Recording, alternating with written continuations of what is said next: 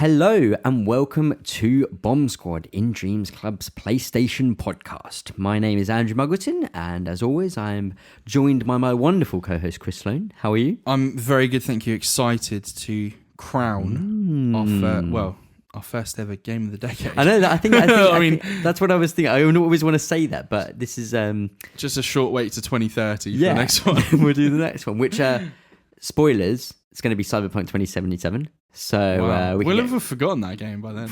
We'll see. We'll be playing in PS6. Man. Just like we forgot Arkham City. Damn. No, I think it's all right actually, isn't it? Is it still in? Yeah. Yeah, it's still in the next round, isn't it? Of course it is. Right. We'll see if it keeps going. Right. So from the last episode, we had a list of 16 games, and we paired them off by a complete random chance, and then they fought, and we are down to our quarterfinalists. So we've got 8 games. It's tense. It is tense. We've got them here folded, and we're gonna work it all out now. Okay. Do you wanna pick one first, and then I'll pick one? And then... Okay. So I'll come a bit closer to the mic. Yeah. So the first matchup of the quarterfinals, is going to be Arkham City. Okay. Batman Arkham City is going up against The Last of Us. Oh God. Okay. So that's 2 of yours. Should we do each one and then go through, or do you want to do the whole bracket? Do the whole bracket. I want to announce all of these. All right. I want to know what's coming up. Next up is BioShock Infinite. Get the heavy hitters out of the way first. Versus. And BioShock. Oh no. Near Automata. Interesting. It's you versus you, me versus me. Good. Okay. We've both got a stake in the semi. Next one is The Walking Dead Season 1. Versus. Not Witcher. Red Dead Redemption 2. Oh.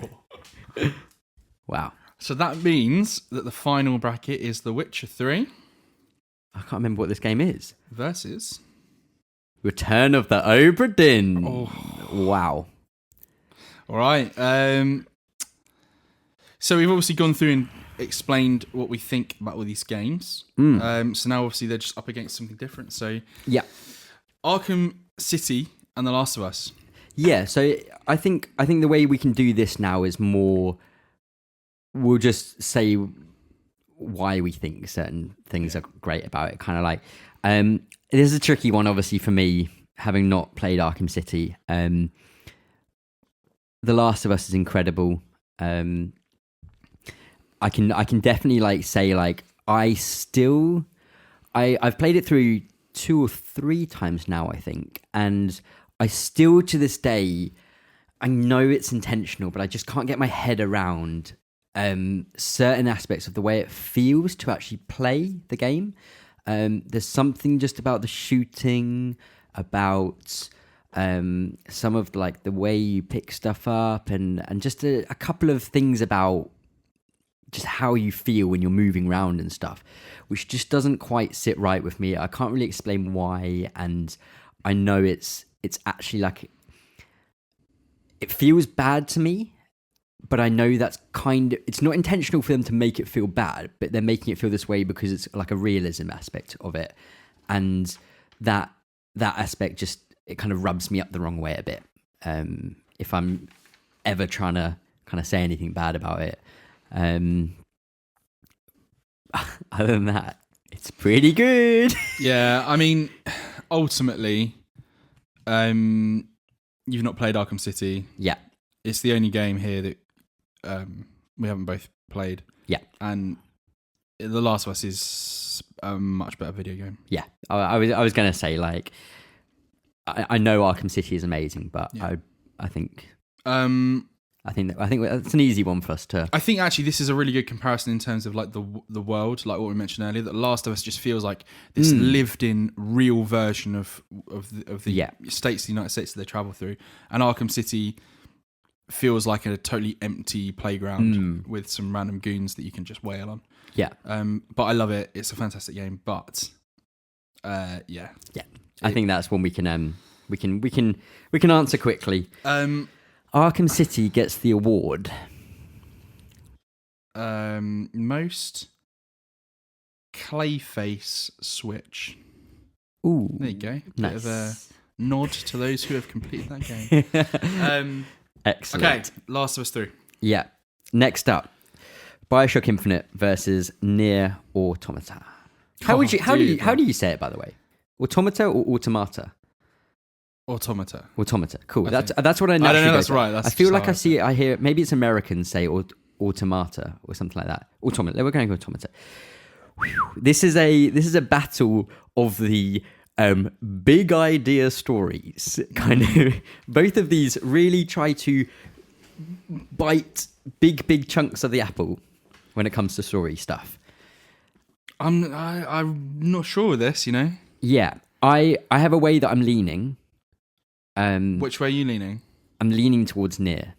Interesting. Yeah, and the reason I'm leaning towards that is I think Nier kind of gave me what I felt with Infinite in this like crazy story, which you can spend weeks after thinking about and piecing stuff together.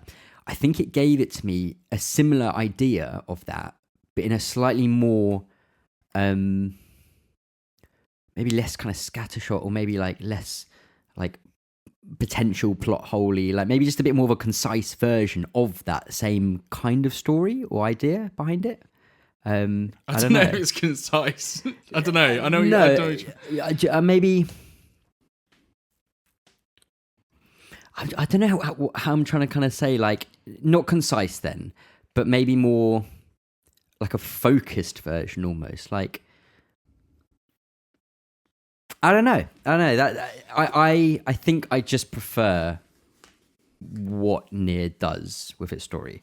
I think my other argument would be the way Nier changes itself on so many occasions and with such success, I think is a huge asset to that game. In that it's almost like three different games in one. Yeah. I think there's some pacing issues, especially with playthrough 2, so Route B. They're all given A, B, C, D, all the way to Z. The main game is 5 endings, which is there's 3 actual gameplay moments, and then ending D and E are kind of just flips on the ending of what you do and see. There's some pacing issues for sure, especially in Route B. But I think I like it a bit more, the story that it tells.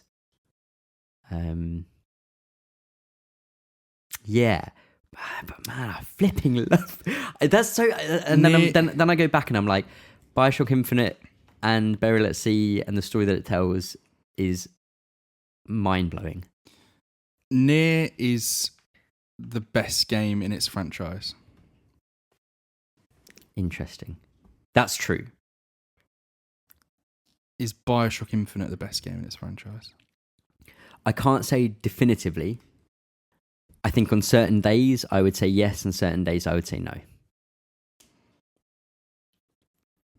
Whether that makes it a better game than the other one, I don't know. So where are you leaning? Are you leaning towards BioShock Infinite? No, I'm leaning towards Nier. Are you leaning towards it? Okay, Nier. yeah. Are we happy to call that? Yeah, I think I am. Like, it feels weird because I've gone through so many like feelings with Infinite in being like, it's the best thing ever, to that was a really, really good game, to then being like, now I really appreciate actually what it is, because I feel like I can piece it all together. But I just think Nier is that little bit more special, almost. Yeah, and even like it going into its kind of like philosophical side of stuff. I love that aspect of it, and It's kind of, well, both of them are pretty heartbreaking actually in where they go with their stories as well. Yeah. Really tragic actually. Both are pretty tragic. But yeah, I'm happy to call it with Nier. Cool. If you're happy with that. Yep, I'm happy to go Nier. Both games inspiring lots of risque cosplay. Ooh, very true. This is the risque cosplay. Yeah, round. yeah. Good old Liz. Yeah. Okay. Sorry, Ken. Make your next game. Yeah. Hurry up. What are you even doing? Why are you listening to this? Get on with the game, Dan. Yeah, flipping out. I'm so excited for that game. What award does Bioshock Infinite win? Bioshock Infinite should have the... I kind of want to say something about... the best coin flip. Nice. I like that. Because the Witcher TV show doesn't come under the thing. Because obviously that would have the best coin because toss a coin. Of course. But yeah, it's got the best coin flip with the whole Lutece twins. Yeah, They're so good in that game. Them as characters. So good. They're kind of annoying. So good. Next round is The Walking Dead Season 1 versus Red Dead Redemption 2. Interesting.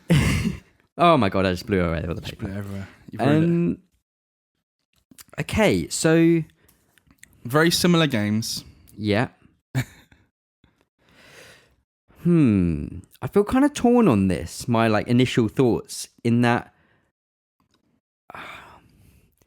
Weirdly, okay, straight away, my initial thought is, I kind of want to put Red Dead through. Even though I think I have more issues with Red Dead. I think I have bigger issues and more issues, that I can count with it. I kind of want to put it through because I don't...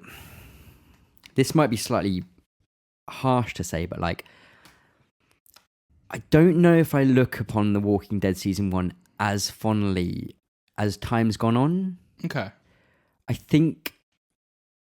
don't know if anything has come along and done the same thing better than it. Maybe Life is Strange. Last of Us. Last of Us. Yeah. I just... If we were a year after this came out, I think I would be wow. But over time, I think I've just cooled a little bit on it as an overall thing. Yeah, I think that's kind of how I feel. Okay. I was initially leaning more towards Walking Dead. Interesting. Okay. Fine. But, Walking Dead it is. Well, yeah, I mean... I think... I recently watched an excellent YouTube video by Nakey Jakey, who's great fun.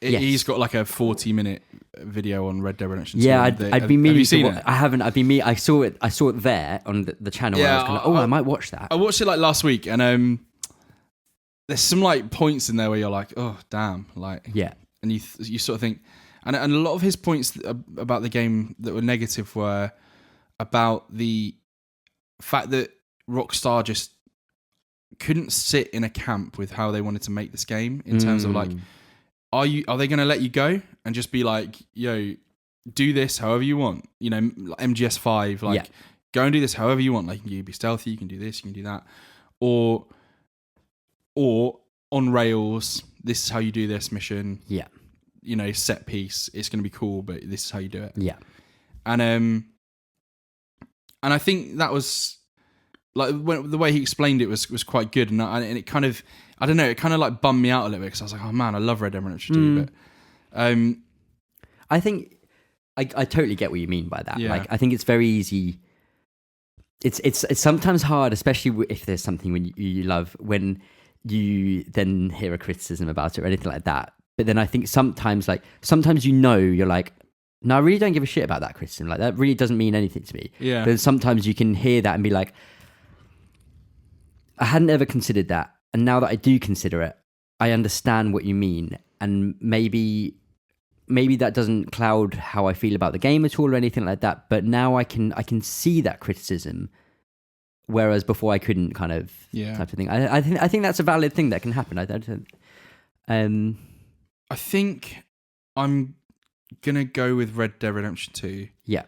And I think the reason I'm gonna go with it is because Walking Dead's moment that it gets you is so bang, punch you in the face, on the nose, you go and cry. Do you know what I mean? That sort of thing. Yeah. Whereas Red Dead Redemption 2 gets you over time. Yeah. And with effort of the storytelling, and I think it's a more touching story in a way. Sure. Which is odd to say again. No, I think that's fair. But that was a hard decision. Yeah, I'm this is kind of one where I'm like, I don't have a huge hat in either ring. Yeah. But then at the same point, I really want both. I really don't mind which one goes to, but I don't mean that in like a flippant, I don't really care about these two games. I really like both of them a lot. Yeah. See, this is something which is eating away at me, in that, especially with Red Dead, is, and again, maybe this will hugely change once I finish it, and I hope it will. It's another one of those things where, like, I don't know over time how I'm gonna feel about it as well. Like, I've just seen kind of what I said about Walking Dead. Like, over time, like, I've maybe cooled a bit down on my overall love for it, after seeing loads of other type of stuff. Like, I had to drop Red Dead to play Death Stranding because Kojima's like my favorite kind of game person, and I then was like, when I finished that, I then like went back to play a couple of other like bits and bobs of games that I wanted to finish off. And then I like, at one moment I did, like last week, I thought, shit, I haven't finished Red Dead. I should probably get back to that. Right, I'll get back to it once I've just done this other type of thing. It's I don't know over time whether I'm going to keep that thinking back, and then next year, when, like in a couple of weeks when I've finished it, next year, will I go back and go, that was such a great game? I don't know. It's hard. I'm gonna pull the kind of Telltale's kind of janky. Yeah. And I think it's somewhat broken, that game. Yeah, like. It is. And I think the achievement of Red Dead, with its issues and some of like the gameplay and like the gunplay, like you talked earlier, issues, like the fact that game runs well and it's an incredible you can do achievement. Anything you want is very impressive, and I think that's why it goes through. Yeah. Walking Dead then needs an award. I think it should be something along the lines of this will be remembered, or like it gets the Telltale will remember that. Yeah. Award. Nice. Woo, okay. Boy, look at this list of games. Last quarterfinal then. Yeah. Return of the Obra Dinn versus The Witcher 3. Yeah. Very similar games. Again. I think similar kind of thing. Even more obscure kind of comparison here. Look, you know the way I'll lean in this one. Even though I brought Return of the Obra Dinn. I love Return of the Obra Dinn. You know the way I'm leaning with this. I'd say Return of the Obra Dinn.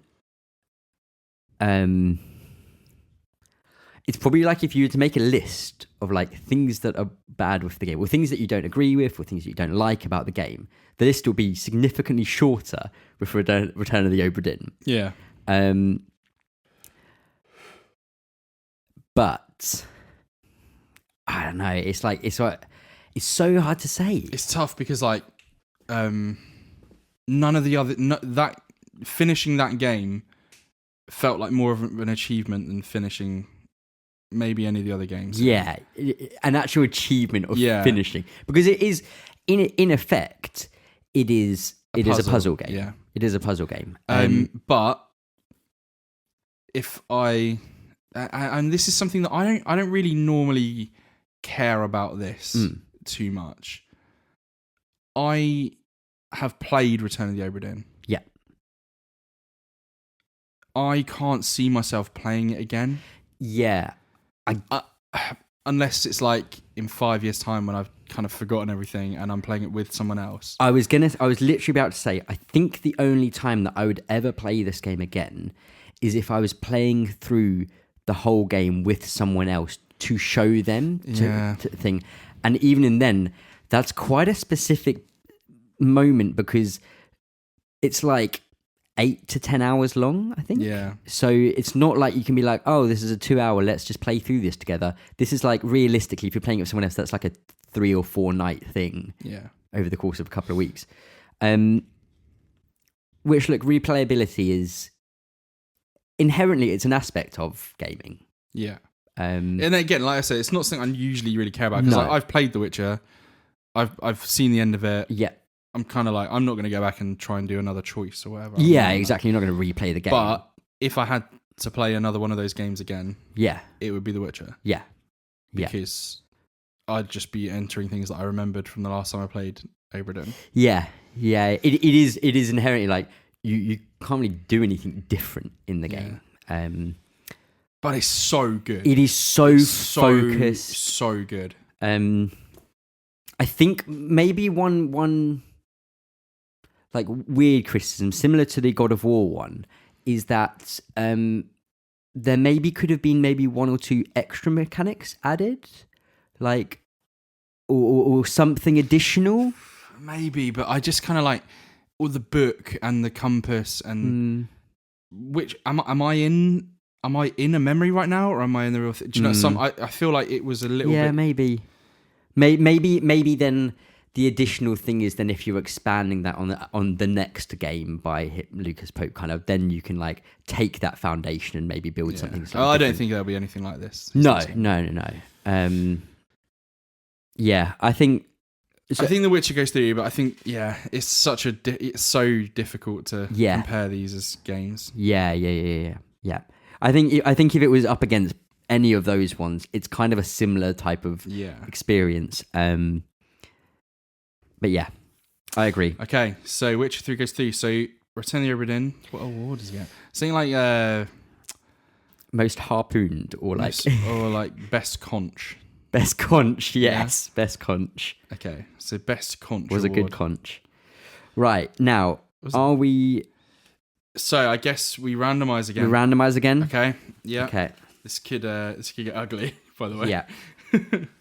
I'm going to put them placed down like that because one of them has a hole in the paper, so we don't want to know which one it was. I hadn't even paid attention to that. I was just thinking about it.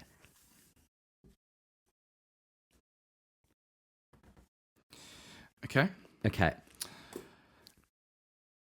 So, do I go first this time? I think you go first. Go on. Ready?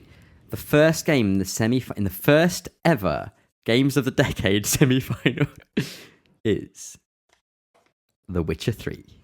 Okay. My hat's in the ring, and that is going up against. That is going up against Red Dead Redemption 2. Oh! The Battle of the Open Worlds. Which means the other semi-final is The Last of Us versus Nier Automata. Yeah. Okay. So we're going to start with The Witcher 3 versus Red Dead Redemption 2. Yes. We've talked ad nauseum about them now. I mean, for me, like... Man, the two of the best open world games that I've played. I think that's unequivocally true. So, I mean, if you're like just talking about the best side quest, if you were to pick which game's got the best side quest ever, like these are two games that would probably be like right up there. I think if you were ever like doing an open world game and you're like, well, what about like the side content? Like Witcher 3 versus anything else. Well, Witcher 3 obviously wins, and then it's like. If you had Red Dead Redemption versus anything else, Red Dead Redemption wins. Red Dead, I was so close to being like, it's gone. Yeah. I know what you mean. I kind of get I think we know the ebb and flow of kind of how we're feeling about these. One thing I would say with this is, again, haven't finished Red Dead, but I love we've got two games again, which are both like unbelievably well crafted worlds. Red Dead has it's slightly newer, so there's maybe a bit more like they can do with it and stuff, but not massively different. I kind of lost my complete train of thought there. I don't know. I think my overall thing was, I don't know if it's even better executed, but I prefer, in my mind, the kind of vision of what this game is being or doing, kind of what The Witcher does. Kind of, and that's the idea that CD Projekt Red had when they came in with this, and I think they executed it. It's funny because well. it's so similar in ways. Like, yeah. Of like, I'll be running through the city, and then someone will be chatting shit about witches. Yeah. And then I'll want to get involved. Then I can actually start a quest on it. And then, I'll be like riding around in Red Dead, and then a dude comes out of nowhere and is like, "Oh my help God, me, help. my wife's in danger," or something. And then he pulls a gun on you. Yeah, and that'll just start a quest, and like, yeah. I think one thing which, so I get the feeling, are we leaning slightly towards Witcher? Yeah. One thing which we won't know this now. We will know this in 10 years' time. Do you think that in 10 years' time, I think we know the influence The Witcher has had on Western role-playing open world games. Yeah. I think that's very evident. But even on Red Dead, I imagine. Even on Red the Dead. way that works. Do we think Red Dead will have an impact, or as big an impact, or a bigger impact on an open world game as an idea, kind of? Because I think there's definitely things you take as in, like, the attention to detail. Yeah. Everyone's going to look at that and go, that is the level that you want to get to. I think of like things like Breath of the Wild, where it's like, this kind of changed the game for an entire genre type of thing. Yeah. I don't know if Red Dead does that. I think the part of there's two things that I want to say about Red Dead. Go for it. I think I personally prefer the open world of Red Dead. Yeah. And the reasons for that are, for me, The Witcher's open world, like not like physical open world, feels like an open area with a road, and you get to a little settlement. Yeah. And then there's an opening here, and there's some grim things. And it doesn't feel like this person actually lives in their camp here. Yes. It doesn't really feel like that for me. Yeah. Whereas in Red Dead, I'm like, this guy lives there. Yeah. And he gets up and he works on this in this bit of grass, and yeah. Then I'll go into this wood, and man, I've just found where some dude was like mauled by a bear, and I can like take some stuff, and I can track the bear, and then I can, and it feels kind of like, and that's because they programmed all of that into the game. Exactly. Everything has its own nature and behavior that it's going to follow. But I think that comes with the fact that it's a much newer game. Yeah, it's and 3 or 4 years built later upon, like, the way that some missions start up by literally coming at you. I think is an influence from The Witcher. Yeah. If it was going to influence anything, obviously attention to detail. I'd hope that it influences how well a story can be told through an open world, rather than anything mechanically in an open world. Yeah. Last thing I want to say, the last thing that Red Dead is much better than The Witcher at is customization of hair.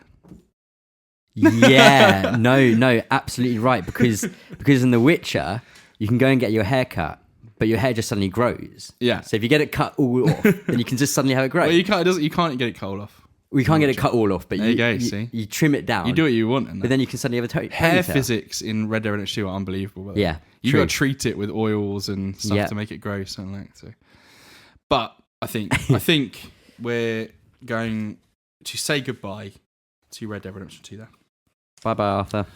What award should Red Dead Redemption 2 get?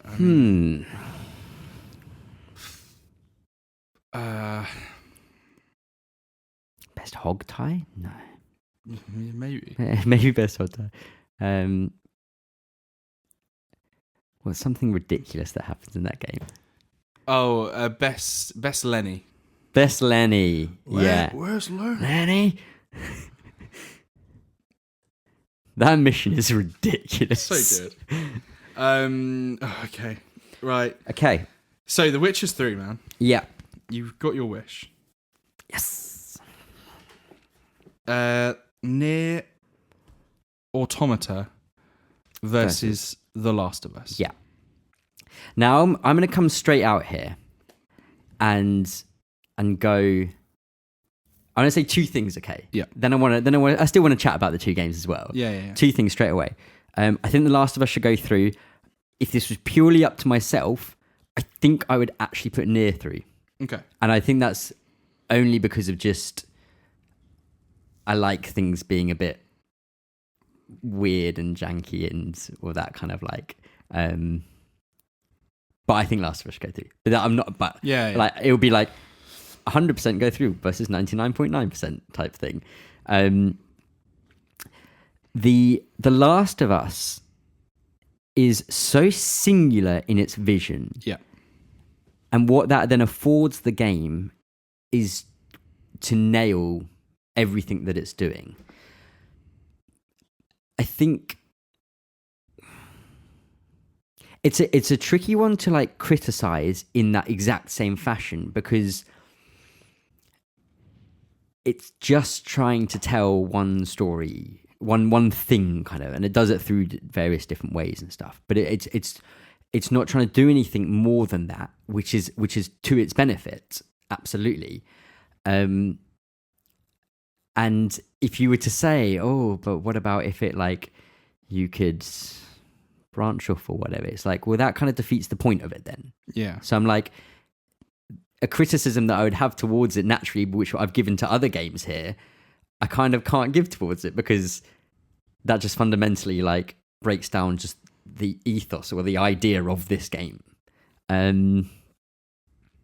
It's such a focused game. Yeah. I don't know. I just my problem is I've played both these games. Yeah, I've played The Last of Us more recently. Mm-mm. I think even if I hadn't played The Last of Us recently, and the last time I experienced it was when I saw you play it or whatever, I still think I would be able to sit here and tell you what happened in The Last of Us. Oh yeah, and why it was good, sure. rather than I could with Nier, and that's just because of like that's because of a number of things. But yeah, I think there comes a point where David Lynch is great, and I like to sit and watch David Lynch's films. Yeah, but every now and then I want to watch a film like The Dark Knight, which is a masterpiece that tells its story and is incredible.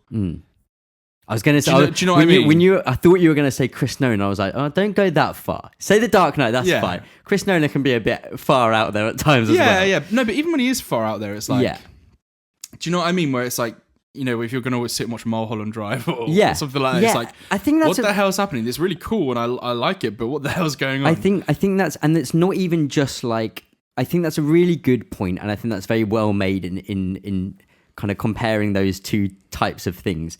And it's not even like I would agree with you, and I think it's like not even like a pretentious way type thing. I think like The Last of Us demands some pretty hard kind of it asks you some pretty hard questions about like morality based stuff. I think it's quite demanding in that fashion.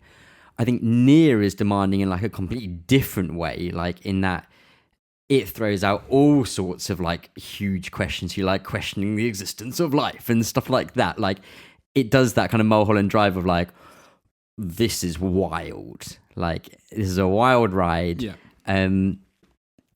There are, I was going to say like, Nier is also a game which I think is filled with more moments in air quotes, I feel. Yeah, maybe, but that's just, I think that's like how they are. Do you know what I mean? Yeah, like, I didn't mean it as like it's like, better or worse because of that. Yeah. But like I feel like just inherently the game is like, it's the crazy moment, then go play the game for a bit, then the crazy moment type of kind of, it's not like the Last of Us is like just one long moment. There's peaks and troughs kind of in it, but it's all the same moment happening kind of. I always come back to with Nier this playthrough of A, then this playthrough of B, and it's at this point it's kind of like this is fine, like it's good. I'd say it's good up until that point, and then playthrough C happens, and the game you go through and you go, oh cool, fun for 20 hours, and then the game starts. Yeah, like it's literally it has the opening cut. It has the opening cutscene of the game, and it is like everything from that moment on. It does actually literally make you go back and go, oh, this was literally the prequel to all of this. Like, what I've just done is a tiny, tiny little aspect, and now I've got the game starting. Are these two games going up against each other right now? Have they got the best title card moments of all the games we've brought? You know, the fact that you've got The Last of Us is after a fuck. And when I say a gut punch, I mean like, you know, like the Terminator gut punch where they punch through you. Yeah, it's like bang, you're like there sobbing, and then it's just boom. The Last of Us, and this one is like you've just played 25 hours of a game, and now you're going to get it. And the music. There's a moment where a character sacrificed themselves. The music happens. They're flying down, and then suddenly there's explosions. Oh my god! We should do a cover of that song. Yeah, that'd be pretty sweet. It has such that moment for me when that happened. I got like chill. Like The Last of Us, I was crying. Yeah. This, I got chills. I was like, no way. I like on purpose haven't watched the, you know, Retro Replay, Troy Baker and Nolan North. Yeah. Have got their thing.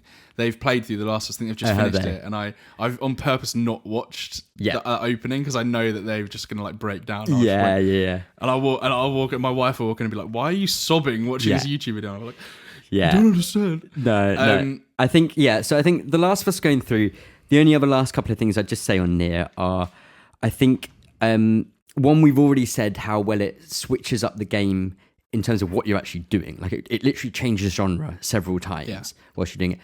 It's also the best use of perspective in a game. Like you will go with a completely free camera to move around, and then it will just suddenly turn into a side scroller, even though it's still not changing genre, but you can't move the camera and you're just running from side to side, or you're going overhead.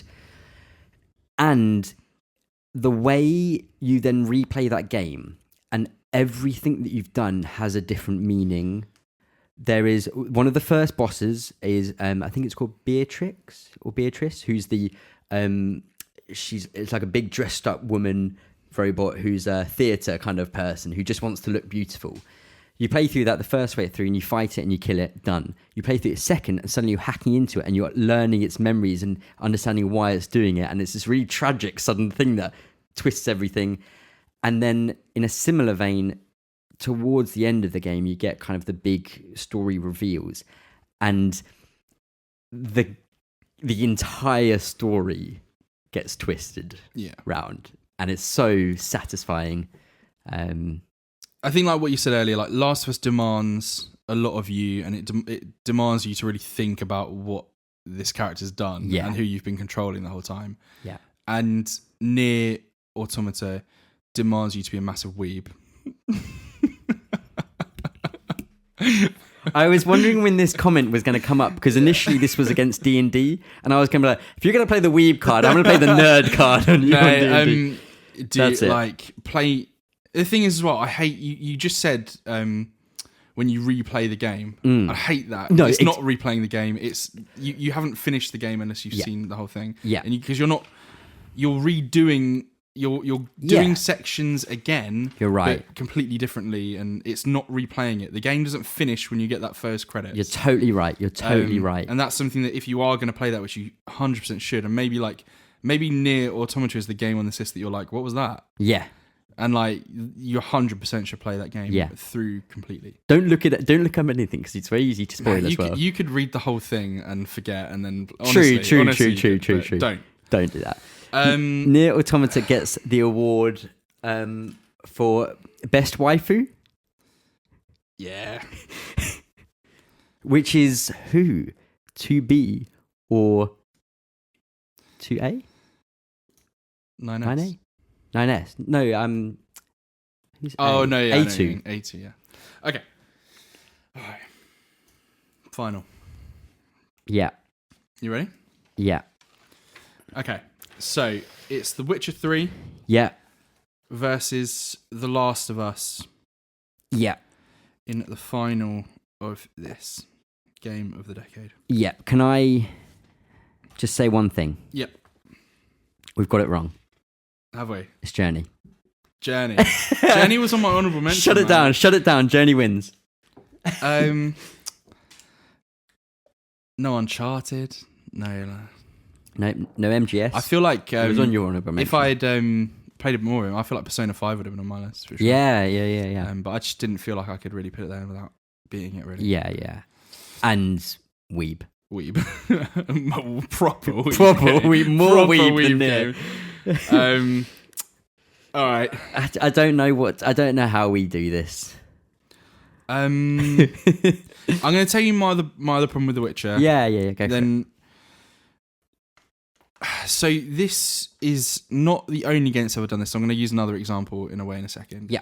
But sometimes games are open world and there is a big world-ending crisis coming and you need to go and save this person and stop this crisis from happening. Actually, I'm just going to go and run around and win some races with the roach. Yeah. Or Final Fantasy 15. Yeah. Actually, my betrothed that I'm going to marry has just been murdered. I'm just going to go and fucking fish for a while. Yeah. Wait, what's that? I've got to save Princess Zelda from Calamity Ganon. Yeah. Actually, no, I'm just going to go and surf on my shield for ages. Yeah. Mess around with physics and like. You see what I'm saying? Like it's like here's this huge horrendous event that's going to happen. You need to go and save the day, but it's like, well, actually do what you want. Yeah, and I'm like, that's just open world games in a way. Yeah, but sometimes it can mess with your immersion in a game. I think when it's like, the world's going to end unless you save this, but. Fuck it, if you want to, just go and get your hair cut. Or go and have a bath. Or like, do you know what I mean? I totally get what you mean, and I think that's it's just a game thing. Like it's the only thing you would ever have that if it's a complaint, really. Yeah. But it's the only thing you ever have that for. Yeah, I think I totally agree, and I get what you mean. I think it does an okay job of managing that. It's better than the others in the. Because this game, you're looking for someone. That's what I was going to say. So you're having to wait to get leads for something. Exactly. You're not the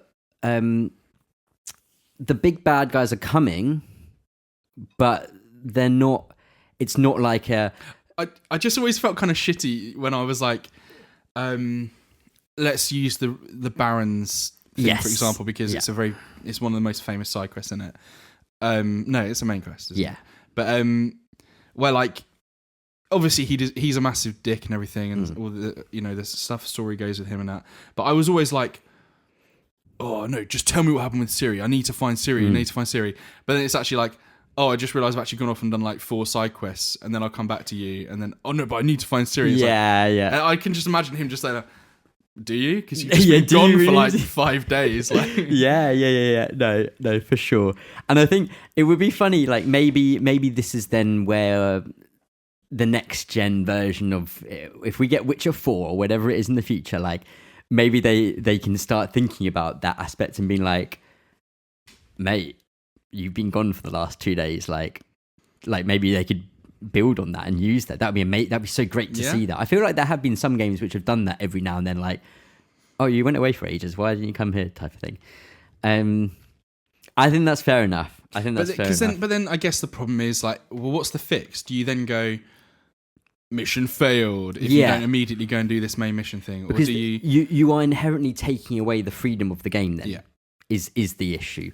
And I think that's probably just one of those things where that's one of those moments where you realize like this is a video game, and we have to look for the good reasons for playing a video game, and this is just one of those aspects for an open world game, which is just part of it. Type of thing.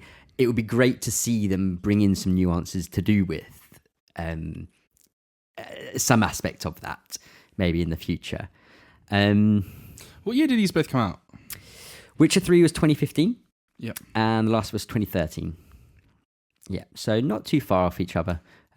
Different console generations, but Last of Us I kind of find weird. Like, I kind of consider it a PS4 game in that it came out on the PS3, and then within quickly. 9 months, I think there was the remastered version or something, or just a year or so.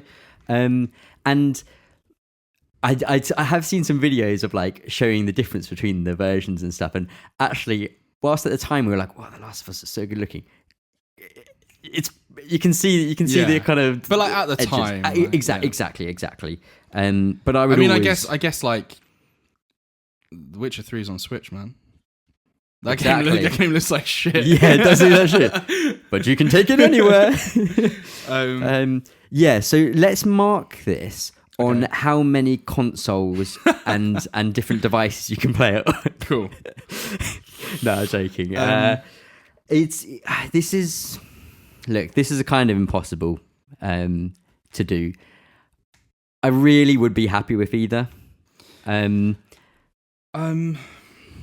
I don't know, man. Like, yeah, both these games are great. Yeah, I feel like you like. Obviously, we're coming at the either side here. I'll tell you what. Why I come down on The Last of Us side, and it's so hard to compare them because they're not the same type of game, and there's different emphasis for different things. Yeah, but okay, so there's a moment when Geralt achieves the goal that he's been trying to do through the game, and he thinks he's too late. Yeah. And then it turns out he's not, and there's a nice moment. Yeah. Now that's good, but I didn't feel I didn't really feel like yes or this emotion because I knew that was going to happen. Yeah. Then, and this I'm just going to pick a moment from The Last. I'm not even going to pick a huge moment. I'm going to pick something right at the beginning of the game, and so Joel is there. Him and he's just gone and they've picked up. He's found out that what they want to do is deliver Ellie, and they leave that first little hideout that they go to. Yeah, and he's just reminded of he. If someone says something, I can't remember the exact wording of it, but it's something that obviously hits home for him by the fact that he's going to be chaperoning a young girl. Yeah, and his hand just goes to that watch on his wrist. Yeah. And it's just that moment, and you're like, oh fuck, man. Yeah. And like that moment where you've played 50 hours of Witcher to have this moment, compared to like 2 hours into The Last of Us in terms of and a relationship that we've only just found out about, compared to one that you may have read the books of and seen in The Witcher 1 and 2 maybe. Yeah. I don't know. Yeah, I suppose that's inherently another and that's just an issue with it, in that this is The Witcher 3. Yeah. For a lot of people, this is the first Witcher they play. Yeah, and myself included. Yeah, and myself. And that's, just another one of those moments. And I think, again, it's why this is so hard is because, and I think doubly hard then, is because your most important thing in a game is the storytelling. Yeah. The Last of Us main thing is its storytelling. The Witcher has very good storytelling, and I think it's a really great story and really great cast of character stuff. But it's not what the game is made for, kind of, if that makes sense. Yeah. Like it's one of those, like, inherently, it's trying to do something totally different.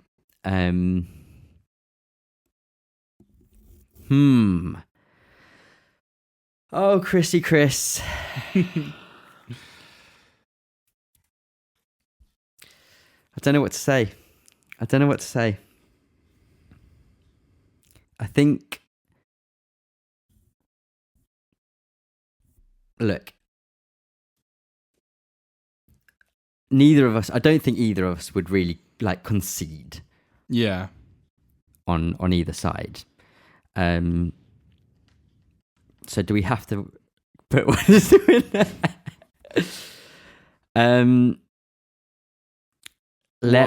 What about this then? What were you going to say? So we have to either come to a conclusion for one. Yeah. Or we say it's Fortnite. How about we leave it to chance? Oh my god, no, surely not. We play rock, paper, scissors. No, we can't do that. We can't do that.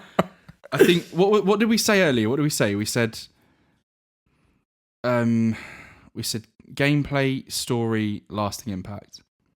That's what we said for what we couldn't decide between something earlier.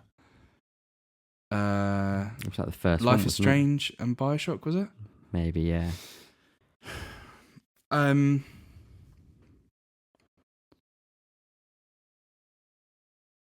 This isn't going to work. No. Maybe it does work, actually. What will you go all three of those for Last of Us? I think so. Okay. Unless you just go through for Witcher, then it doesn't work. No, well, that's what I'm thinking. I don't know if I do. This is. I know I've said this phrase so many times during this podcast, but this is really hard. In that there's like an extra aspect of this, which I think is valid to bring in. Mm-hmm. Look, I'm about to concede and say we'll give it to The Last of Us. Okay. So I'm putting it out there. That's cool. Then. Okay. There is an aspect which I'm going to bring in. I mentioned it earlier, and I think it is valid because I think what I was going to say is my concession of those three was I was going to say I prefer the gameplay of The Witcher. I prefer the lasting impact of The Witcher, mainly due to the fact that I think it's the best game of all time. So I think that's natural. The story, I was going to be really I don't know.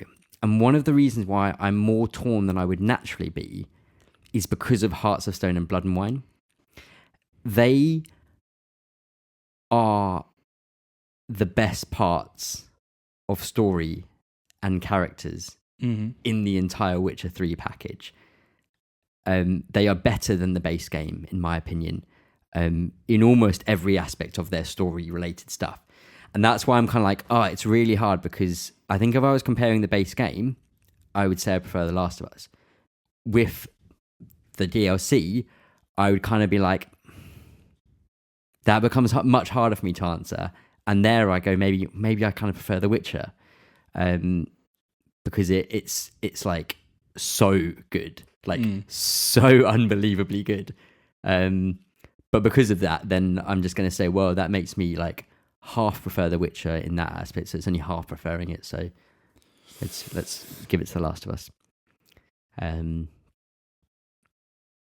That's it. Okay. It's done. It's locked in. So what we're basically saying is we're the same as everyone else. We've agreed that The Last of Us is the best game of the decade. No, I'm joking. I'm being facetious. I think so. Yeah. I mean, no, it's not a bad thing at all. Yeah. I think it's the truth. I think it's just one of those things that shows off if you nail a story so hard, it's hard to beat it. Yeah. Yeah. And again, this is hugely prefaced with both of us, you even more, we're story guys. Yeah. We make that a higher thing. I think someone could walk into here and just go, The Last of Us, I just walk through this story, I play a story, and I can't do anything else other than hear this story. Yeah. The Witcher, there's all sorts of creativity that you can yourself bring into the game by doing things in different ways and stuff like that. I know there's an aspect to The Last of Us which you can do, but you're going into a room, you're clearing it out, you're going to the next stage type of thing. I don't think that's as valid an argument, but I know people would say that kind of type of thing. And that's just, I think all of this always comes down to your own preference type of thing. And for you and myself, our preference is always the storytelling and the characters in that. Sure. And that has a higher weighting for us than other aspects where other people would obviously put them higher. Yeah. I think Naughty Dog had that vision for those characters and they knew where they were going to go and they would not budge on that. Yeah. And they focused everything on that, which was what was so impressive. And The Witcher was more, this is our sprawling story across these lands and all these 3 acts. Yeah. And we're going to fill this with all these great little and stories as well. But yeah, absolutely. Fantastic. So what award does The Witcher 3 get? Best medallion. That's the one. Nice. It's got to be. That wolf's head is so cool. I think you said it as well. I wish they'd used that in the TV show. Yeah. It would have been so cool. But then I also wish that the song was in the game. So yes. They should maybe just swap them. Yeah. And Last of Us is best game of the decade. Game of the decade. Also, I think categorically in my mind, the best opening to a game. There's loads of games I think have really solid openings. I think that's the best one in my mind. I play it to everyone I know. I don't think there's really an argument there. It's incredible. Yeah. I mean, like we just banged on about. Like if you're in it for story, I don't think there's anything better. Good one. Damn. That is it. We can wrap this mega episode up. Meat. Thank you very much, as always, for listening. Chris, where can everybody find us? They can find us on Twitter at In Dreams Club. Give us a follow, tweet us, send us some gifts. Yeah, that'd be nice. Slide into the DMs. Yeah. What else can you do on Twitter? Report us. No, don't do that. And where can they find us if they're looking for a fancy website? Website. Go to www.indreamsclub.com. You'll see our lovely website there. Looking forward to the next decade of gaming. Yeah, I think very strong opening 2020. Yeah, really excited about it. Yeah, it's exciting as well because we've got some great games coming up. We know there's going to be The Last of Us 2, Cyberpunk, Final Fantasy 7, Doom Eternal. We've got just those 4. Ghost of Tsushima. Okay, just those 5. Let's say that is like pretty good year. New consoles straight away. Pretty good year. New consoles PlayStation as well. 5. Getting excited to see what's going to happen with that. We're going to have another episode of Bomb Squad out soon where we're going to talk about a couple of delays and console details. E3. All this sort of stuff. Yeah. Fantastic. Well, thank you very much, Chris, and thank you everyone for listening. And we'll see you soon. Bye.